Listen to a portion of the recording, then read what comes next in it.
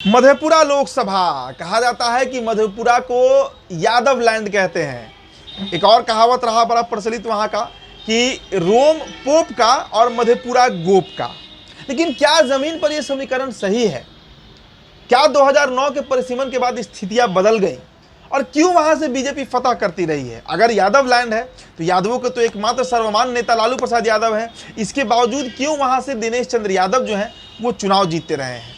क्यों जदयू के पक्ष में मधेपुरा में हवा बहता है? बीपी मंडल का सीट रहा है 3 बार। बीपी मंडल जिन्होंने मंडल कमीशन का पूरा ड्राफ्ट किया था, उन्हीं के रिकमेंडेशन पे आज देश में ओबीसी को 27% रिजर्वेशन मिला, वो वहाँ सांसद रहे। 4 बार शरद यादव इस सीट को रिप्रेजेंट कर चुके हैं। पप्पू यादव उस सीट को रिप्रेजेंट कर चुके हैं। 2014 में पप्पू यादव जीते थे। लेकिन क्यों 2009 में 19 में दिनेश चंद्र यादव जो है वो शरद यादव को हरा देते हैं? क्या आज भी वहां पर यादवों की उतनी बड़ी आबादी है जो डिसिसिव वोटर बने? इसको पहले समझना होगा। उसके बाद हम 2024 पर चर्चा करेंगे कि इस बार क्या समीकरण बन रहा है। कुमार प्रदीप वहां से जो है वो कुमार चंद्रदीप जो है, माफ कीजिएगा, वहां से महागठबंधन के प्रत्याशी हैं और दिनेश चंद्र यादव जो है वो एनडीए प्रत्याशी हैं, जदयू के प्रत्याशी हैं। अब देखिए 2009 में जो परिसीमन हुआ उसके बाद कई सीटें बदल गई, कई सीटें नहीं आई। जैसे पटना में ही पटना शाही पाटलिपुत्र अलग हो गया। नवादा जो रिजर्व सीट था वो जनरल सीट बना दिया गया। अररिया जो रिजर्व सीट था वो जनरल बना दिया गया। कई लोकसभा में टूट फूट भी हुआ। मुंगेर में बदलाव देखा गया। कई सीटें विधानसभा सीटें बेगूसराय में चली गई।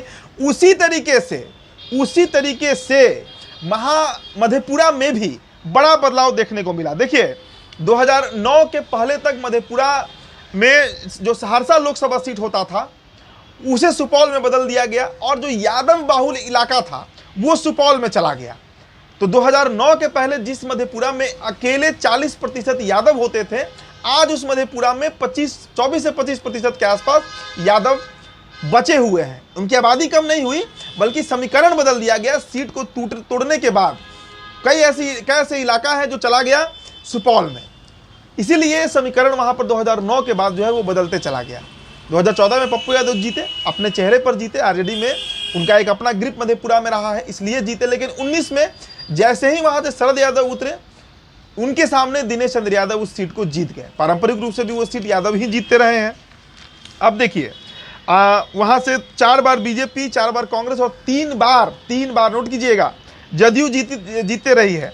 जातीय समीकरण की जरा हम चर्चा कर ही लेते हैं जब इतना हम चर्चा कर रहे हैं। तो यादव वहां पर करीब 3.25 लाख के आसपास है। एक मुश्त 3.25 लाख यादव मधेपुरा में मिल जाएंगे आपको। 1,80,000 मतलब 2 लाख के आसपास वहां पर यादव वोटर है। ब्राह्मण देखिए सवर्ण तबका बड़ा है वहां पर, इसको गौर कीजिएगा। ब्राह्मण करीब 1,30,000, राजपूत करीब 1,10,000। तो ये मिलाकर करीब 2.5 लाख वोट वहां पर सवर्णों का हो जाता है। इसके अलावा राजपूत भी है वहां पर, प्लस जो दलित वोटर है उनकी संख्या 1,10,000 है। और इसमें आप मांझी वोटर्स को अगर आप जोड़ लीजिए जिनकी संख्या करीब 1,80,000 है, तो करीब 3 लाख के आसपास वहां पर दलित वोटर भी है। इसके अलावा लवकुश समीकरण, कोयरी कुर्मी समीकरण जो है वो भी करीब 1.25 लाख है। और धानुक वोट भी 60,000 के आसपास मधेपुरा में आपको मिल जाएगा। तो अब समझिए कि क्यों हम बोल रहे हैं कि नीतीश कुमार के प्रत्याशी दिनेश चंद्र यादव के पक्ष में इस बार माहौल है। हालांकि जो कुमार चंद्रदीप हैं, प्रोफेसर हैं, शिक्षाविद हैं, वो वहां से मजबूत प्रत्याशी हैं। उनके पिता रविंदर रवि वो भी प्रोफेसर थे, राज्यसभा लोकसभा दोनों के सदस्य रह चुके हैं। तो उनके पक्ष में, हालांकि देखिए अभी लड़ाई कांटे की है तो हम ये नहीं खुलकर कहेंगे कि कौन जीत रहा है कौन हार रहा है, लेकिन जदयू मजबूत है। और इसके पीछे का कारण धानुक वोट, लवकुश वोट, ब्राह्मण और राजपूत का वोट करीब 2.5 लाख, इन सभी को, और दलित का वोट करीब 3 लाख के आसपास। इन सभी को जोड़ेंगे तो एमओआई पर भारी पड़ जाता है। इसके अलावा मधेपुरा हो या सीमांचल का कोई भी सीट हो, वहां के जो यादव हैं वो टूट जाते हैं, वो एक तरफा राजद को वोट नहीं करते हैं। और इसके पीछे कारण जैसा मैंने एक और वीडियो में बताया कि वहां पर वोट पोलराइज होता है, एंटी मुस्लिम वोटिंग होता है, जिसमें यादव भी बढ़ चढ़ कर हिस्सा लेते हैं। कहा जाता है कि मधेपुरा हो, पूर्णिया हो, सुपौल हो, अररिया हो, इन सीटों पर जो वहां के यादव हैं वो 25 से 50% तक टूटकर बीजेपी के साथ चले जाते हैं। हालांकि जो हार्डकोर वोटर हैं आरजेडी के वो रहते हैं उनके साथ, लेकिन एक बड़ा तबका यादवों का टूटता है और मधेपुरा में भी टूटता है। इस बात को मान लीजिए।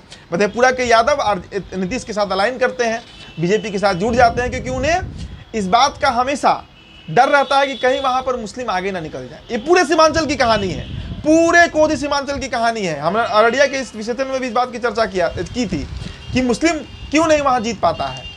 मोहम्मद शाहनवाज लड़ रहे हैं लेकिन प्रदीप सिंह क्यों मजबूत है, वही कारण है यादव वोटर में टूट, जो मधेपुरा में भी इस गणित को देखना पड़ेगा, समझना पड़ेगा। तो मधेपुरा में भी लड़ाई जो है वो एक तरफा होने जा रही है, जैसा कि स्थिति बन रही है।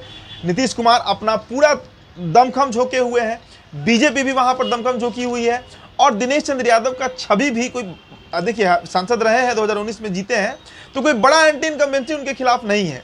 इसलिए मधेपुरा का जो हवा बह रहा है वो जदयू की तरफ है। वहाँ के स्थानीय लोगों से भी हमारी बातचीत हुई, कई पत्रकारों से भी बातचीत हुई जो लोकल हैं वहाँ के, उनका भी वही कहना है कि मजबूत स्थिति में दिनेश चंद्र यादव हैं। हालांकि आरजेडी इस बार एक नया प्रयोग की है, कुमार चंद्रदीप एक नए प्रत्याशी हैं जो चुनाव लड़ रहे हैं। 19 में शरद यादव हार चुके हैं, 14 में वो सीट आरजेडी जीत गई थी, लेकिन 24 में समीकरण क्या बनेगा, कांटे की लड़ाई है मधेपुरा में।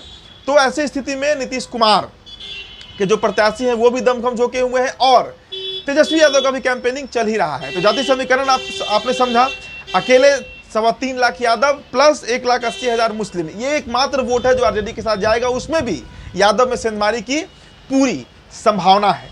तो देखिए क्या होता है, 7 मई को किधर ऊंट करवट लेकर बैठता है, कौन जीतता है और कितने मार्जिन से जीतता है। लेकिन स्थिति जो अभी है वो एनडीए के पक्ष में ही बनते हुए दिख रहा है।